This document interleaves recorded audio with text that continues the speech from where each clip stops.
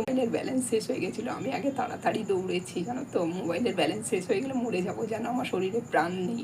দেখো আমারও বুড়ো বয়সে এই অবস্থা, বাচ্চাগুলোর আর কি দোষ দেবো। তাড়াতাড়ি করে আমি দৌড়েছি আগে মোবাইল রিচার্জ করাতে। হ্যাঁ, দেখো না খেপির মতো হয়ে আছি, কোনো রকমের শাড়িটা জড়িয়েছি আর দৌড়েছি। এবার ফোনে টোনে ওইসব কিছু করতে পারি না, জানো তো, ওই ফোনপে আমি পারি না গো। মিথ্যে কথা বলে তো কোনো লাভ নেই তোমাদের কাছে যে আমি পারি। আমি ওইসব কিচ্ছু পারি না, মেয়ে জামাই যা করে দেয় তাই, আমি ওইসব কিছু জানি না। তো দৌড়িয়েছি, আগে আমি রিচার্জ করালাম, দিয়ে পরে আমি এলাম এক্ষুনি, দিয়ে তোমাদের সাথে একটুখানি কথা বলছি। লক করিনি, এমনি ঠেসিয়ে দিয়ে চলে গেছি, আমাদের কাছেই দোকান, বেশি দূরে নয়। হ্যাঁ, হাঁপিয়ে গেলাম, জানো তো, শাড়িটা জড়িয়ে খেপির মতো হয়েই দৌড়েছি। আমি বলছি আগে রিচার্জ করিয়ে আনি, তো তারপরে শান্তি, বাবা, নাইলে তো আমার রাত্রে ঘুম আসবে না। তো একটুখানি বাইরে বেরোলাম, জানো তো, হাঁপিয়ে গেলাম।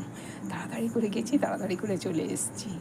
তো আমি ভাবলাম আমার বন্ধুদেরকে একটু খবরটা দিই, কেন আমারই বুড়ো বয়সে এত ফোনের নেশা, তো বাচ্চাগুলোর আর কি দোষ দেবো বলো। দিয়ে এখনও রান্নাবান্না শুরু করিনি, কতটা রাত হয়ে গেছে। এবার শুরু করব রান্নাবান্না, দেখি আবার কি করব, কারণ কী করবো এখনও বুঝতে পারছি না। এবার যাচ্ছি নিশ্চিন্তি, নেওয়া টাইম দিয়ে দিয়েছিল মেসেজে, দেখেছি 8টার সময় শেষ হয়ে যাবে। তো ভাবলাম হোক শেষ, তারপরেই যাব, গায়ে লাগে না এতগুলো টাকা আগের থেকে ভরে দিতে। ভাবলাম শেষ হয়ে যাক, তারপরেই যাব। তারপর আবার ভাবছি যদি বৃষ্টি নামে কী করে যাব, ছেলেকে বললেই হতো যে করে দে, তার বলিনি। আমার থাক, আমার আরেকটু কিছু দরকার ছিল আমার, সেইখানে দোকানে আমি বলে এলাম সেটা নিয়ে আসতে, আনা এখন নেই দোকানে, আনতে পারলাম না, ওই ফেস ওয়াশটা আর কি। তো এই ফেস ওয়াশ বলছি, সানস্ক্রিনটা আনা হয়নি, বলে এলাম। আর নেই বলে, বৌদি নেই, আপনি অন্য দিন এসে নিয়ে যাবেন, রবিবার দিন এসে নিয়ে যাবেন।